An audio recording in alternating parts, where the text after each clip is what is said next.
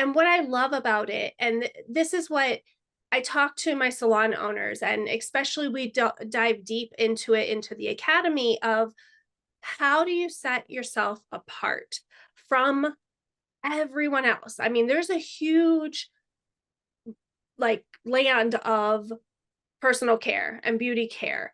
And even when you're looking at salons, there's so many people out there. How do you set yourself apart from the crowd and not only set yourself apart, but create something that is really needed and that will create impact in the world? If you're ready to create a salon business that thrives, but also aligns with your values of clean, holistic, and sustainable practices, then you're in the right place. Whether you're just getting started on your journey or you're already running a successful salon but crave more impact and clarity, this podcast is for you. I'm going to dive deep into mindset, systems, and strategies that help salon owners like you grow and scale your business while staying true to your purpose. Every week, we are going to have real conversations about the challenges, the successes of running a holistic salon. And I'll give you my insider tips. So if you're ready to transform your salon into a powerhouse of purpose, profit, and peace, let's get started. Hello, and welcome back to the Impactful Salon Owners Podcast. I'm your hostess, Jacquelyn Rodriguez. And today I have Stephanie Farsht on the podcast. She is the innovator and entrepreneur and the CEO, co-founder of Small Wonder.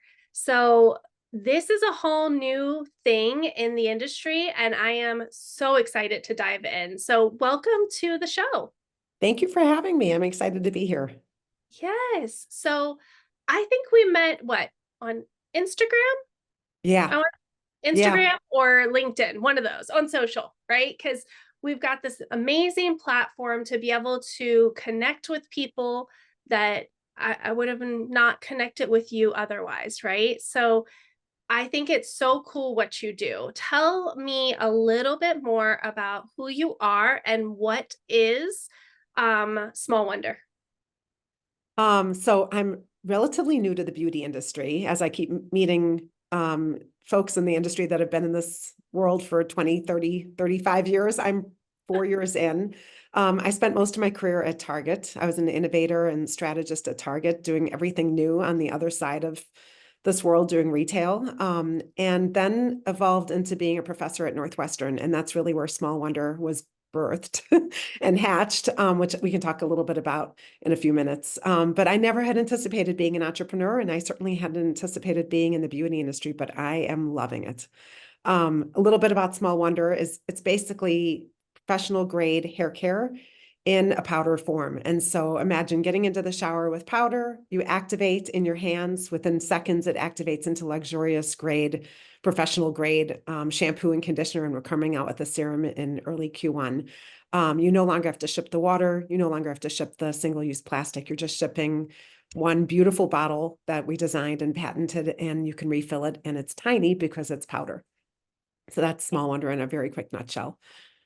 I love that. And that is what was so impressive to me. I mean, again, I get to connect with these amazing humans who are thinking outside of the box and really looking at how do we solve these problems for the beauty industry and for sustainability and for humanity and for the earth, right? This has just been such a beautiful journey to connect with people. So what inspired you to create a brand focused on reducing waste and sustainability, especially like in powder form? I really haven't seen a whole lot of companies try that. So what inspired you? I think the number one premise that we wanted to solve is you didn't have to compromise. So a lot of times when you talk to people about sustainability or the dreaded word eco or eco-conscious or any of those types of words, you imagine like a brown bag with a product sitting inside the brown bag and no packaging. And you imagine that it's a massive compromise for your body, for your cleaning products, for your laundry, whatever it may be. And so we felt that you needed to kind of flip that on its head and actually upgrade every aspect of what you're going to deliver to them and not even lead with sustainability. So if you go to our website, you're not actually recognizing that this is sustainability first, product second. It's all about performance and efficacy first. And then, oh, by the way, it's sustainable and we're no longer shipping you water and it's no longer heavy to ship and all those different components. We started seeing companies, this was in 2019, early 2020, companies starting to unlock that. So a company called Blueland that does cleaning supplies, they created a concentrate tablet that you just drop into a bottle and voila, you create your own Windex or you create your own Clorox or you create your own hand soap. We started seeing companies like that pop up. And although they weren't necessarily as high performance yet as some of the traditional alternatives, there was an aspect that was a lot more fun. And so there was alchemy and science, and people loved the beautiful forever bottles, and you drop the little concentrate tablet in and you'd see it disintegrate and you'd have your own new Windex. And there was an aspect that was really engaging.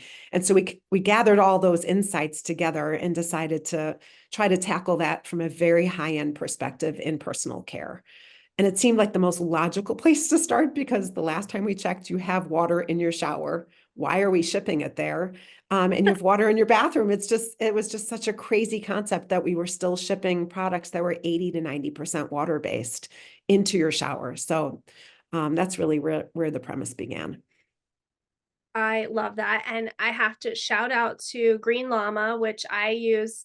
They have the little tablets as well for my cleaning. Love And it. like we have the same types of things for laundry detergent and there's so many things out there. And I love that. So what was the gap in the market that, well, you kind of answered this question. The gap in the market you saw was the professional brands and shipping with water, right? And cutting that out. That's where we started. The interesting thing is, so we felt that packaging was a huge opportunity. One of my co-founders started Goodles, mac and cheese. I don't know if you've heard of Goodles, but it's the most adorable, fun, wild, beautiful packaging. You walk by it in Whole Foods or at Target and it pulls you in right away. And he went in and reinvented a category that was pretty stale and really commoditized and shook it completely to the core, and has really made major waves doing that. So he brought that insight into when we started Small Wonder as well. So starting with the packaging, you have to really, really upgrade the packaging, make it aesthetic. We thought that we could just replicate a really great professional grade shampoo, conditioner, serum in powder form. We actually originally started in pod form. We can talk about why that didn't work. But we felt that we could just at least replicate. And then we very quickly realized that there's a lot of added fillers and extra preservatives that formulators have to put into shampoo and conditioner because they're sitting in diluted water. And because of that, they're adding in a lot of ingredients that your hair, frankly, don't need. And so our tagline is just the best, nothing else. The only ingredients we're putting into our shampoo are just the active ingredients that you need, and you're activating them fresh every time you use them. And so they're staying more potent. So for example, our serum is going to have vitamin C in it. Vitamin C that sits in water or is oxidized loses 40% of its potency within a month.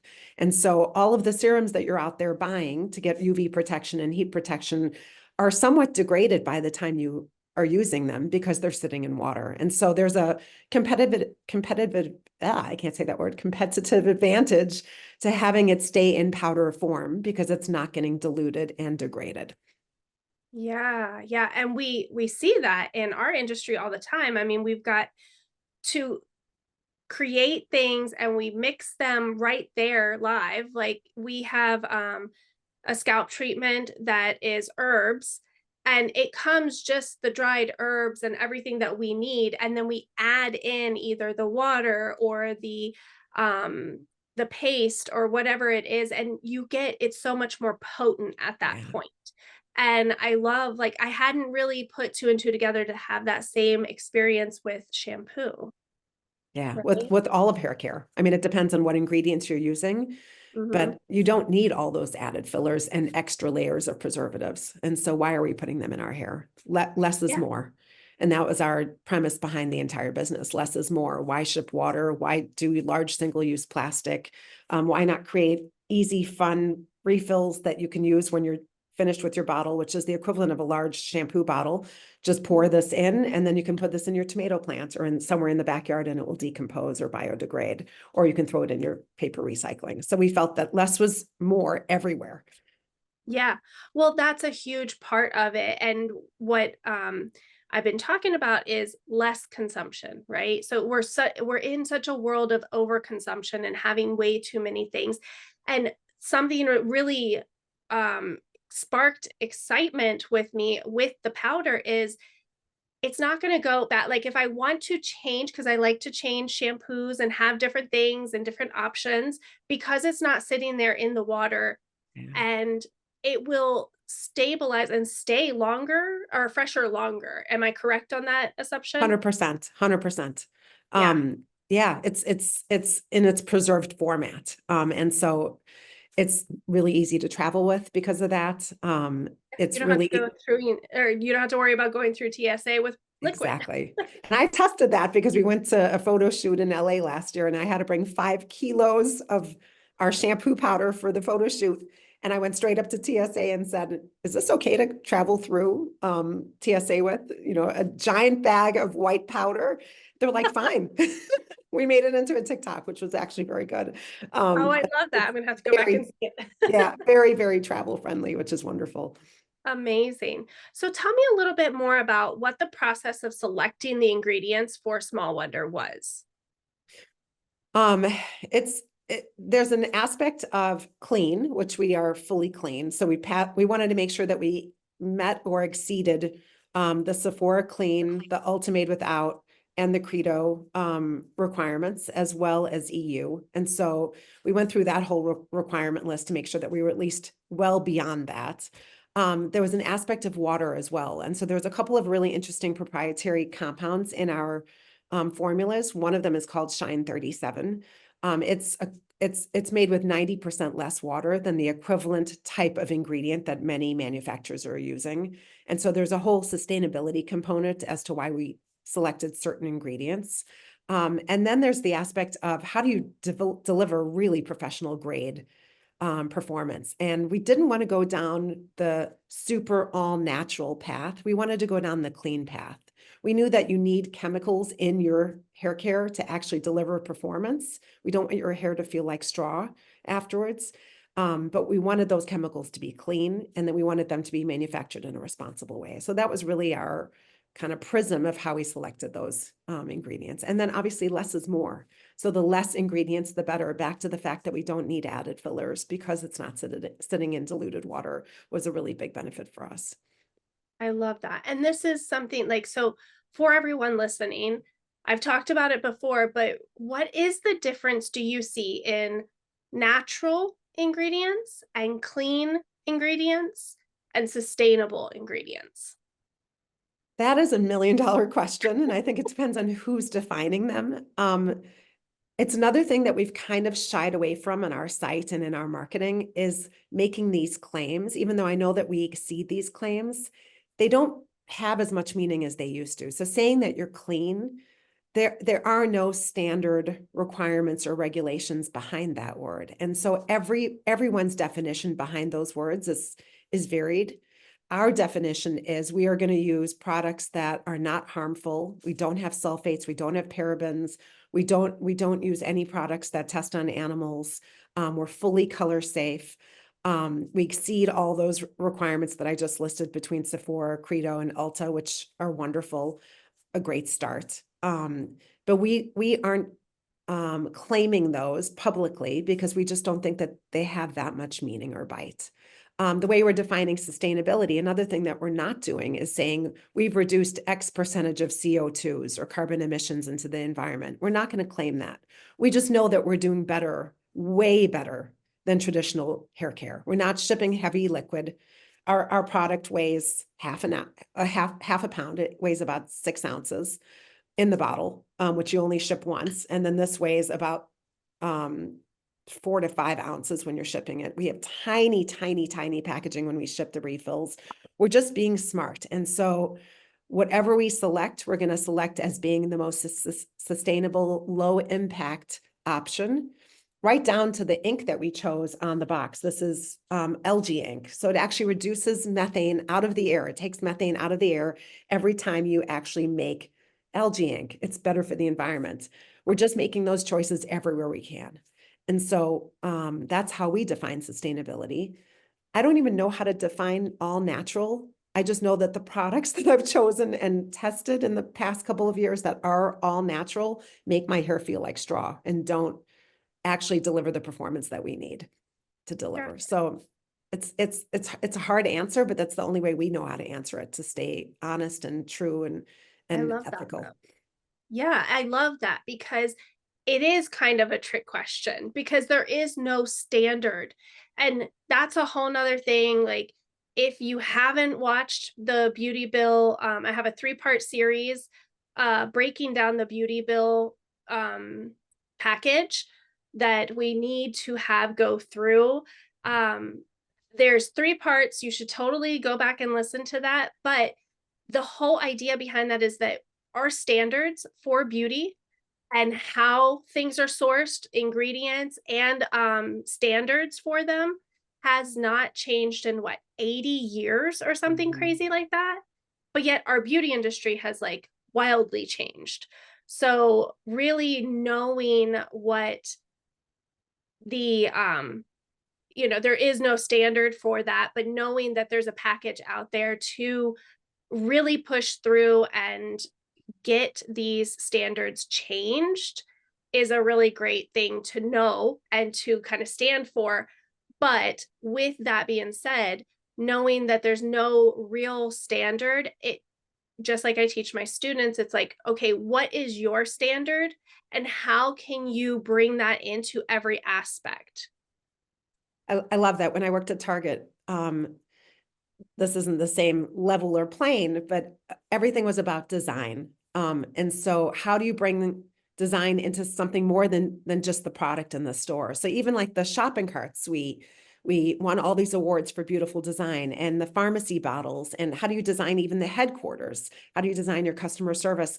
I think about that all the time as we build Small Wonder. How do we build high performance, good for the planet, upgraded every aspect? How do we build that into every aspect of our business? It's really important. And so it's something that we're never going to get perfect. It's not going to be perfect from day one. We were on kind of a soapbox in the beginning where we're like, no plastic, no anything that's not waste free. And we quickly recognized that this is an evolution and a journey. And so we actually started with these bottles, which were a disaster. This was our first major mistake. I can talk about that in a minute. But then we evolved to just getting the product out because we needed feedback. So this is aluminum, which is great because it's fully recyclable, infinitely recyclable. But we had to buy plastic tops because there was no other way for us to just get this out there and test. And we didn't buy a lot of them, but I was so reticent to do that in the beginning because I felt like we had to kind of uphold this, unrealistic standard.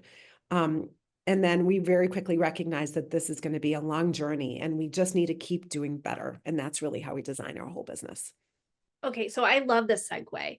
I would love to break down, like, let's go into some of those challenges that you have experienced and like the roadblocks and then how you overcame them and continued, right? Because before we hopped on a recording, we talked about how like it is a journey and it's resilience and keep going, right? Keep going, especially when you have a higher mission.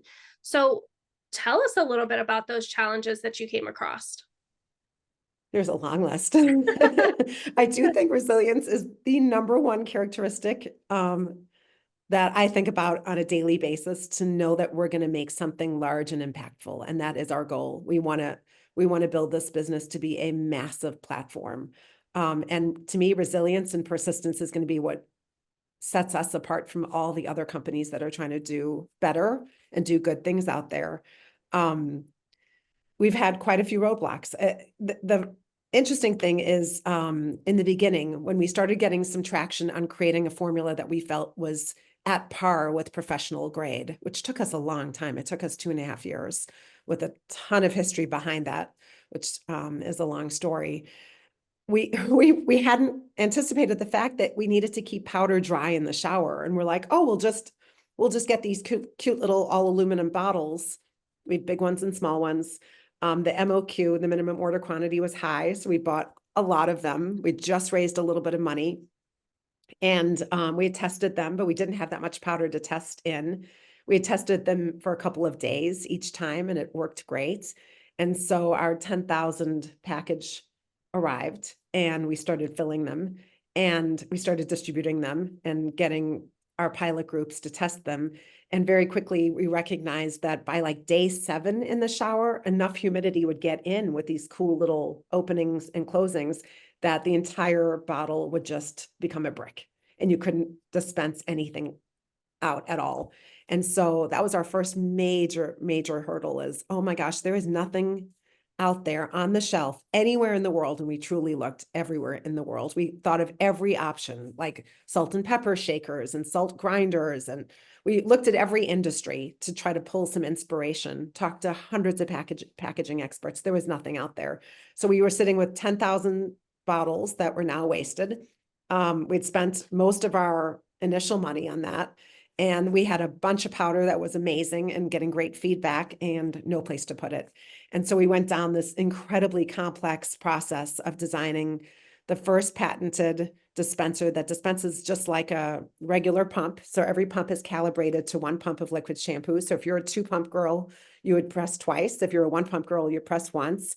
But immediately when you let go, it auto seals and keeps all humidity and water out. And so it has been a very, very long path of manufacturing this in 3 different countries, assembling in a 4th country, but it has really pushed us to develop something that we think is really going to have longevity for our business and hopefully for the broader business of powder in the bathroom. So big hurdle, but I think that big hurdle and challenge ended up pushing us into something that was even better than what we had ever anticipated building. That right there, that last statement of, yeah, it was a challenge. I mean, that anybody listening, salon owners, like, I know you can like connect with this story because you might have created something or thought you were doing something and it just all comes crashing around you and it feels awful in the moment.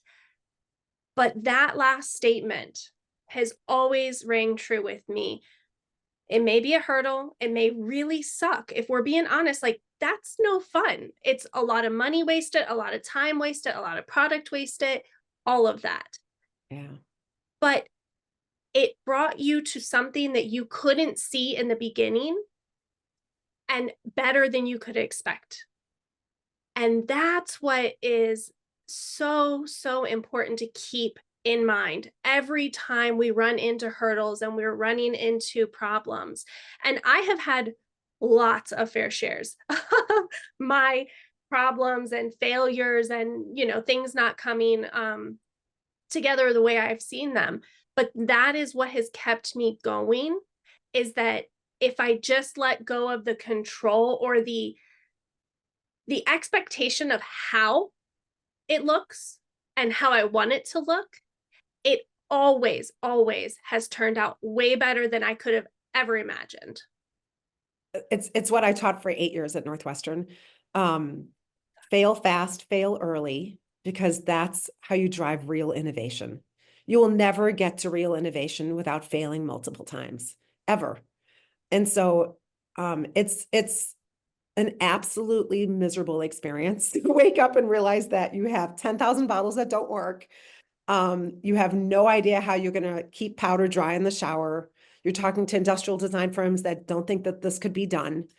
It's a horrible feeling. And that's why I go back to the most important characteristic is resilience. And it's having that ultimate mission in my head, knowing that this is what I'm meant to do. I have to build this business. It's not to make money. That's not the number one goal here. Our number one goal truly is to make a large, massive impact. We want to build a huge business. And so we have that ultimate mission that's kind of our umbrella above all the other components of profit and scale and number of salons distributed to, and distributor partnerships, and all those different components that matter to us. We just know that we want to actually have a massive, massive social impact. And so that's what's kept us going. And that's one of many, many challenges we have had. I mean, the challenges keep going. Like, for example, these cute little tiny boxes, look how small they are. You can see it next to my hand, which fit one of these beautifully. We thought they were brilliant. I walked down to UPS, USPS, and FedEx. I live in downtown Chicago. Said, hey guys, if the scannable label is correct on this box, is this too small? Because it's true. I don't think you guys realize how small it is. It's really small in real life. Yeah. If it's this small, but we have the scannable code accessible, will it go through your conveyor belts? Yes, yes, yes. So we manufactured these, produced them, sent them to our fulfillment center. Never thought of checking with our fulfillment center on their conveyor belts. Long story short, our customers are like, why are you double packaging? Why are we getting these little boxes in a plastic bag, which is like a massive no-no for us. We do not want plastic bags shipped out there. And we found out that our fulfillment conveyor belt, this is too small to make it through their process. So there's layers and layers of things you learn over and over again. And every opportunity comes from that massive mistake. So now our next iteration, which I won't tell you guys about yet because it's coming soon and it's going to be a fun announcement. The next evolution of our refill packaging is really, really cool. And it came out of the fact that we wasted money and spent, time and effort on developing these, and they're not working. We have to double package them. So we have like a list of maybe 30 of those that are big and expensive, but each one, I would say 70% of those generated something even better. 30% didn't. 30% just sucked, and we went backwards, and it was rough, and we had a rough week and all those things, but the team just pulls each other up, and we push through it. And there are those things that it also, even if it doesn't work out, that actually does something for you too, right? It shows you like, hey, before you go years with this and then figure out that it doesn't work out, like, let's stop you now. This might have been a hard learning curve, and this is not really going to work out for the long run. So there's so much that I want to dive into all of there because that was really important for people to hear, right? Everyone has those challenges. But for time's sake, let's go into some of the advice for salon owners, because our audience is salon owners, and many salon owners struggle to differentiate themselves in this crowded market.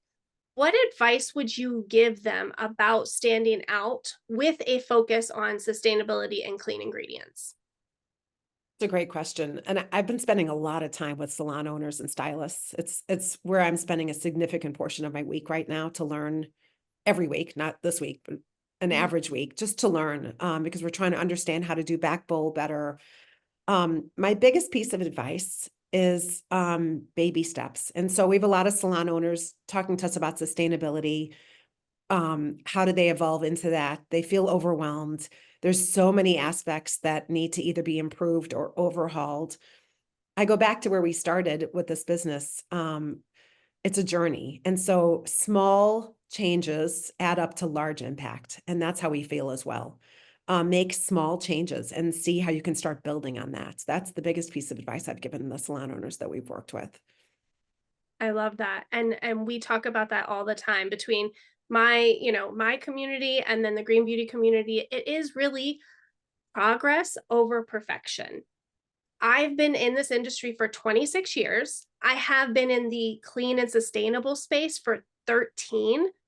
I'm nowhere close to perfect, and nor do I want to be. I don't strive for perfection.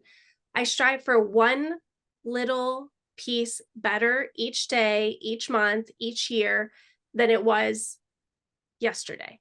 And I love that advice. So thank you for that. And for salon owners who are feeling that overwhelmed by the idea of creating this sustainable business, what steps would you say do you recommend them to take, other than just the small steps? But like, is there something that just really stood out to you with growing your business? God, I'm not sure if I don't know if I'm qualified to answer that. Because, I think of it in terms of what retail they carry. back bowl products they purchase and source. Yeah. That's obviously our focus right now. Yeah.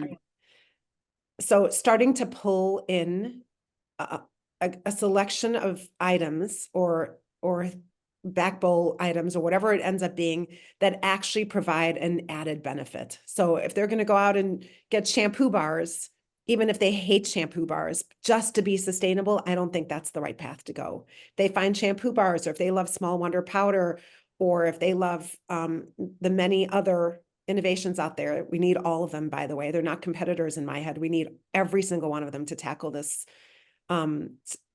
massive challenge ahead of us. If they actually find some of those to be a real upgrade, an upgrade in packaging, an upgrade in performance, an upgrade in experience. A lot of our stylists are saying that some of them have eczema on their hands, and our shampoo has made their eczema go away. I don't know why we didn't formulate it for that, but I think it's a very hydrating experience. And I think some of them are feeling like it's actually making their hands feel better, not worse. If that's an upgrade that they're experiencing with some of the products that they're pulling in, and they happen to be more sustainable, that's like a triple win or double win. And so I would look for double or triple wins wherever they go. If they're doing cleaning supplies in their store, go buy beautiful Forever bottles and do your concentrate tablets that you talked about, or Blueland concentrate tablet that I talked about, and make it a real upgrade. So that would be the advice that I have. That's how we kind of live our lives in our family. My 2 college daughters are just sick of me talking about sustainability. So I try to make whatever we do an upgrade. You know, if we got an electric car last year, we actually are all obsessed with it. It's so much better than our old, very beaten up Volvo.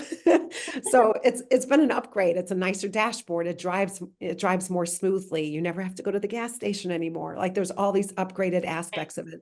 And oh, by the way, it's more sustainable. So that's how we're kind of living our lives. I love that. And that's how I live my life too. Like, one of the values in my life is luxury.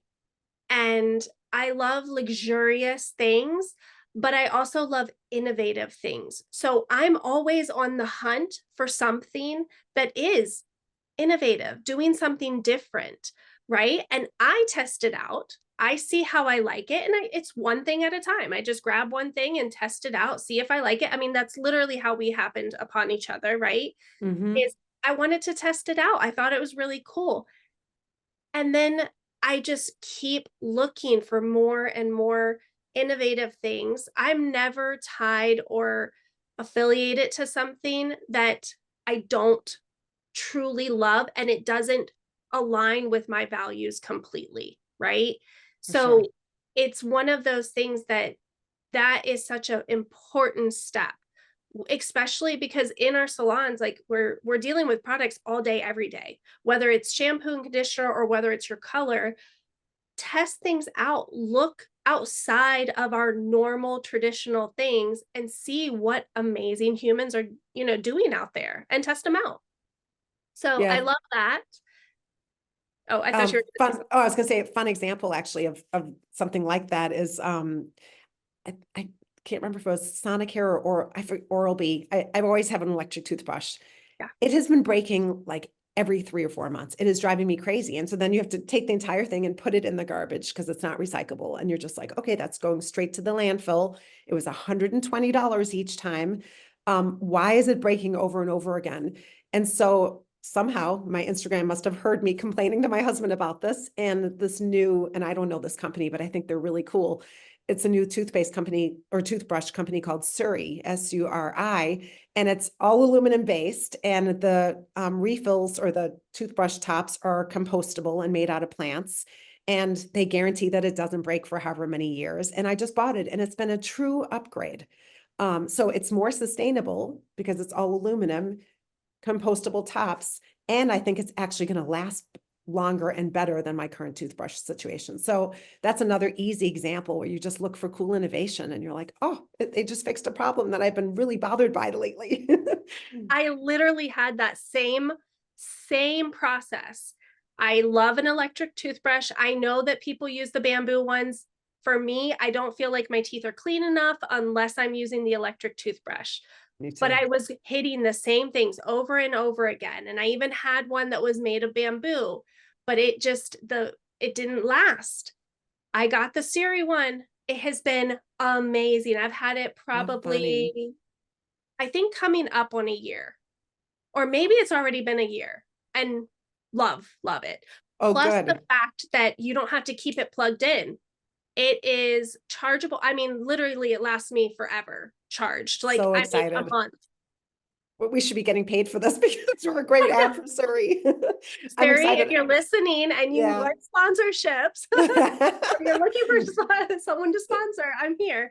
But It's a great invention. I'm only on month 2, but so far so good. So I'm happy to hear that. But keep that's, going with it. I love it. yeah, innovation should be an upgrade. All of these changes should be an upgrade. That's Yes. my biggest advice to what salon owners can look for when they go out and try to make their salon a little bit more sustainable. Look for an upgrade. Yeah. And that upgrade also, like you said earlier, is you expect clean or sustainable it just to be like so like a paper bag. I love the way you use that, right? But there's so many sustainable brands like luxury, high-end luxury experience, luxury ingredients, luxury components to it that you don't have to compromise. You can have luxury and it be good for Mhm. you and the planet all in one, because there are so many companies like yours out there doing something about it. So I think that this is just so amazing. Thank you. Thank you. Yeah. We're excited. Let me just see my questions. Like, what if there was one thing you hope Small Wonder can contribute to the world, what would it be? I guess on a much, much higher level is that you can have it all, back to no compromise. Um, our tagline, just the best, nothing else, is truly, what we'd like to deliver to the world. Um, I think it's just under that entire umbrella.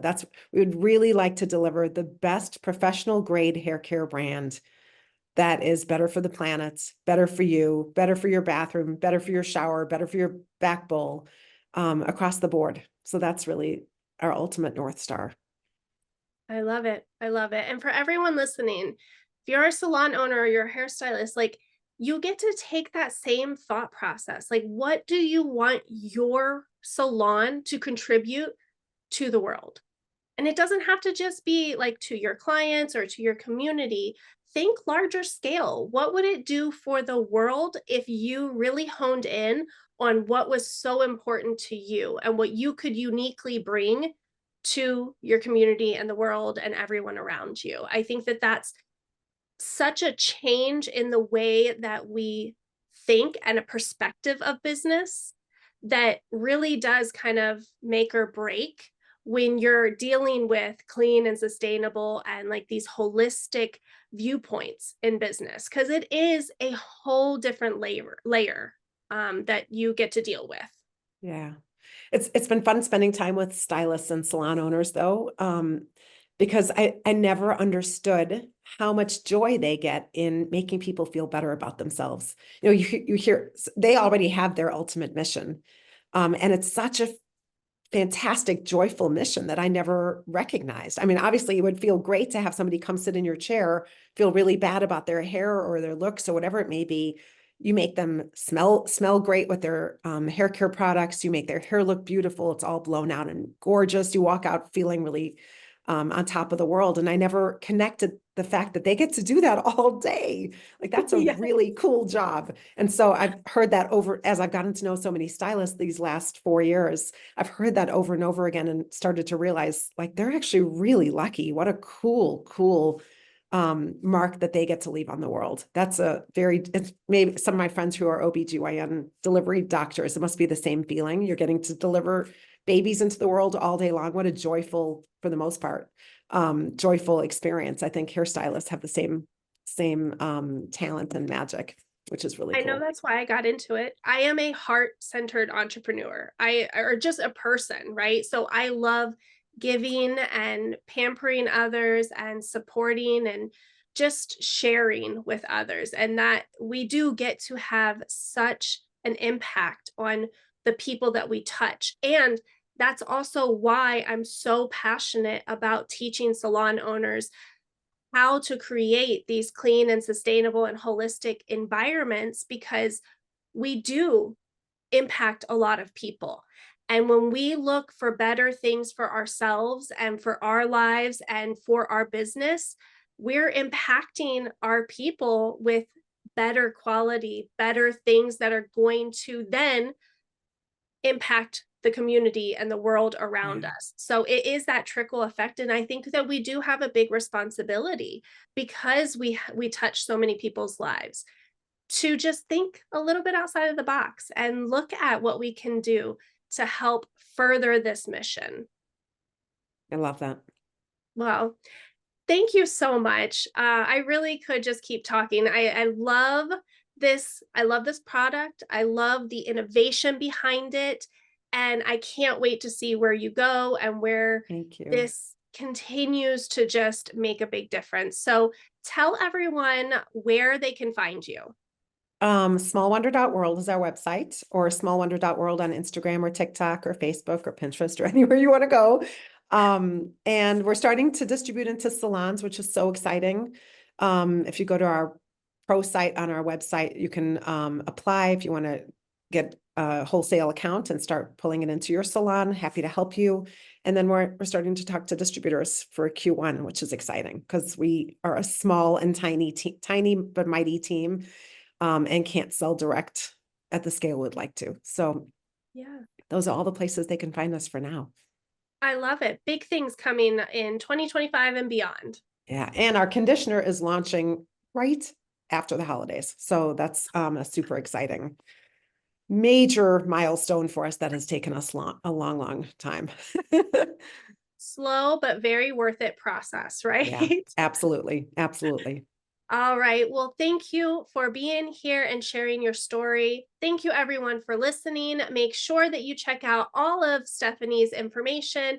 And as usual, everything's going to be linked in the show notes.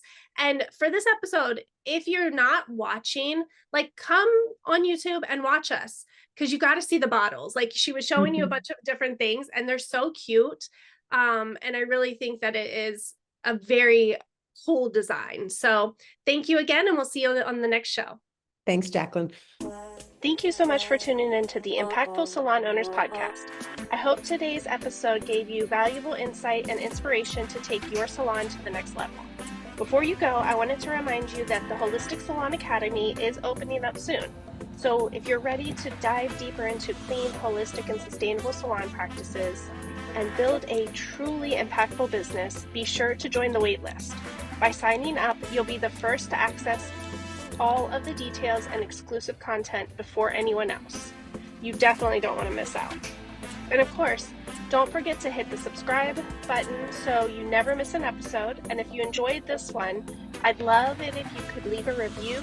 It helps to grow the show and reach more salon owners just like you.